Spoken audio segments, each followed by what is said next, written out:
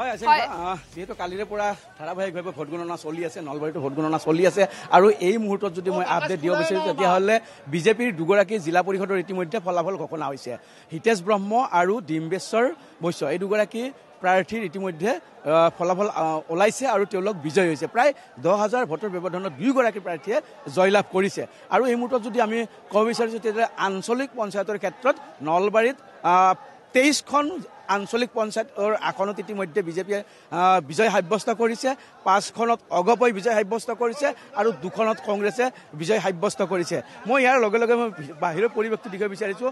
বাহিৰত আছে যথেষ্ট সংখ্যক সমৰ্থকে ভিৰ কৰিছে আৰু গোটেই নলবাৰীৰ গৰ্ডনৰ আশে পাশে কেৱল মানুহ আৰু মানুহ আচলতে সমৰ্থকৰ ভিৰেৰে একেবাৰে হাহাকাৰময় এক পৰিৱেশৰ সৃষ্টি হৈছে।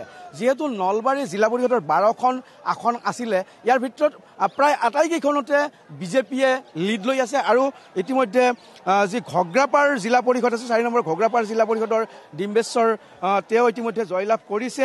আৰু যদি আমি চাওঁ তেতিয়াহ'লে আন এটা সমষ্টি সেয়া হৈছে পশ্চিম বনভাগ, তাতে হিতেশ ব্ৰহ্ম জয়লাভ কৰিছে। আৰু এটা যিটো সমষ্টি বৰক্ষেত্ৰী পশ্চিম নলবাৰী জিলা পৰিষদ সমষ্টি, সেইটোত কংগ্ৰেছৰ কিছু সম্ভাৱনা আছিলে জিকাৰ আৰু সেইটোত পুৱতি নিশালৈকে কিছু অসুবিধা হোৱাৰ কাৰণে সেই ভোট গণনা কিছু সময়ৰ কাৰণে স্থগিত ৰখা বুলি জানিব পৰা গৈছে। এই ধৰণে আচলতে যিটো দেখা গৈছে অগ্ৰগতি, এয়া অগ্ৰগতি হৈছে। আৰু আমি যদি কওঁ আচলতে আব্দুল কাদেৰ আছিলে সেই যিখন কংগ্ৰেছৰ প্ৰাৰ্থী, তেওঁ জয়লাভ কৰিবলৈ বুলি এটা যিহেতু চৰ্চা হৈ আছিল, কিন্তু সেইখনত কিছু ভোট গণনাৰ প্ৰক্ৰিয়া কিছু জটিলতা আহি পৰিছে আৰু কিছু সময়ৰ কাৰণে স্থগিত ৰখা বুলি জানিব পৰা গৈছে। আৰু সামগ্ৰিকভাৱে সম্পূৰ্ণ তথ্য এতিয়াও পোহৰলৈ অহা নাই আৰু প্ৰায় 2 ৰাউণ্ড এতিয়াও গণিবলৈ বাকী আছে। 4 ৰাউণ্ড ভোট ইতিমধ্যে সমাপ্ত হৈছে, 2 ৰাউণ্ড এতিয়াও বাকী আছে। কিন্তু দেখিবলৈ পোৱা গৈছে সমগ্ৰ জিলাখন আচলতে যিটো হাৰত ফলাফল আগবাঢ়িছে সেই দিশৰ পৰা যদি চাওঁ সমগ্ৰ জিলাখন গেৰুৱাকৰণ হৈ পৰা বুলি ক'ব লাগিব। নলবাৰী জিলাৰ নলবাৰী বিধানসভা সমষ্টি, বৰক্ষেত্ৰী বিধানসভা সমষ্টি, টিহু বিধানসভা সমষ্টি, তিনিওটা বিধানসভা সমষ্টিতে দেখিবলৈ পোৱা গৈছে কেৱল বিজেপিৰ চাৰিওপিনে অগ্ৰগতি। আটাইতকৈ লক্ষণীয় বিষয়টো হৈছে যে এইবাৰ যি বৰক্ষেত্ৰীৰ চৰ জিলা পৰিষদ আছিলে সম্পূৰ্ণৰূপে সংখ্যালঘু ধৰ্মীয় সংখ্যালঘু মানুহৰ বসতি প্ৰধান, তাতো কিন্তু এইবাৰ বিজেপিয়ে শেষ হাঁহি মাৰিবলৈ গৈ আছে। গতিকে এই ধৰণৰ দেখিবলৈ পোৱা গৈছে নলবাৰীত পৰিৱেশ। আৰু কালি নিৰ্বাচনী হিংসা সংঘটিত হৈছে, 2বাৰ আচলতে নিৰ্বাচনী হিংসা সংঘটিত হৈছে। পুৱাৰ ভাগত এবাৰ এটা ভোট বাতিল কৰিব নে গ্ৰহণ কৰিব সেই লৈ 2টা এজেণ্টৰ মাজত কাজিয়া হৈছিল, কংগ্ৰেছ আৰু বিজেপিৰ এজেণ্টৰ মাজত কাজিয়া হৈছিল। আৰু নিশালৈকে সেই একেই ইছ্যু যে এটা ভোট গ্ৰহণ কৰা নকৰাক লৈ এজেণ্টৰ মাজত কিছু তৰ্ক বিতৰ্ক হৈ আছিল।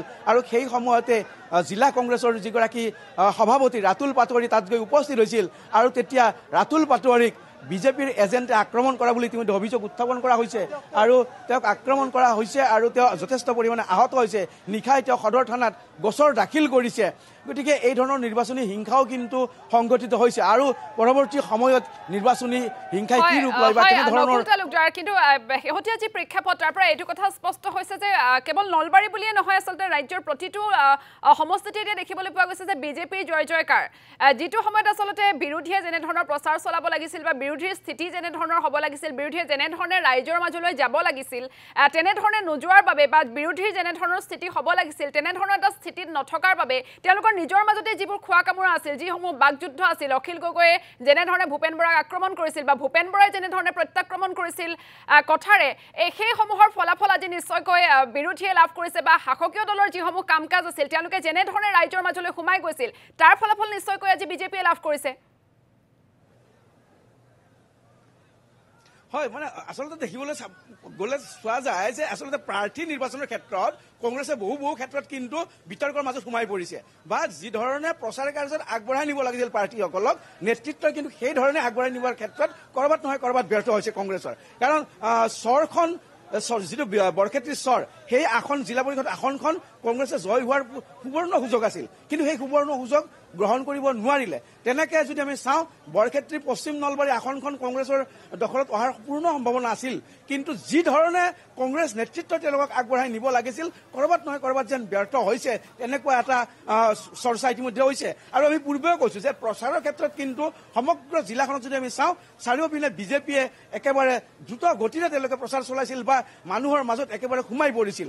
তাৰ বিপৰীতে যদি আমি চাওঁ কংগ্ৰেছে সেই ধৰণে আগবাঢ়ি নিব পৰা নাছিল যি নহওক কিন্তু এতিয়া আন এটা কথা লক্ষণীয় বিষয় হৈ পৰিছে যে নিৰ্বাচনী হিংসাৰ লগে লগে ভোট গণনাত কিছু বিসংগতি হ'ব নেকি যিহেতু সেই যিটো আমি কৈ আছো পুনৰ যে বৰক্ষেত্ৰী পশ্চিম নলবাৰী যিটো জিলা পৰিষদৰ সমষ্টি তাত যিহেতু ভোট গণনা কিছু সময়ৰ কাৰণে স্থগিত ৰাখিবলগীয়া হৈছে সেই ভোট গণনা সেই সমষ্টিটোক লৈ কিন্তু বিতৰ্কৰ সূত্ৰপাত হ'ব পাৰে এতিয়াই কিন্তু তেনেকুৱা এক সম্ভাৱনাই দেখা দিছে গতিকে সেই কথাও আহি পৰিব কিন্তু সামগ্ৰিকভাৱে আমি যদি চাওঁ গোটেই নলবাৰী জিলাখন সম্পূৰ্ণৰূপে গেৰুৱাকৰণ হ'বলৈ গৈ আছে আৰু এইটোৱেই কিন্তু আগন্তুক বিধানসভাৰ যেন এটা ছবি স্পষ্টভাৱে আহি পৰিছে আইচেংপা হয় নকুল তালুকদাৰ আপোনাক এই মুহূৰ্তত ধন্যবাদ জ্ঞাপন কৰিছোঁ আপুনি নলবাৰীৰ শেহতীয়া খবৰ জনালে আৰু নলবাৰী সম্পূৰ্ণৰূপে প্ৰায় বিজেপিৰ জয় জয়কাৰ দেখিবলৈ পোৱা গৈছে সম্পূৰ্ণৰূপে গেৰুৱা হৈ পৰিছে নলবাৰী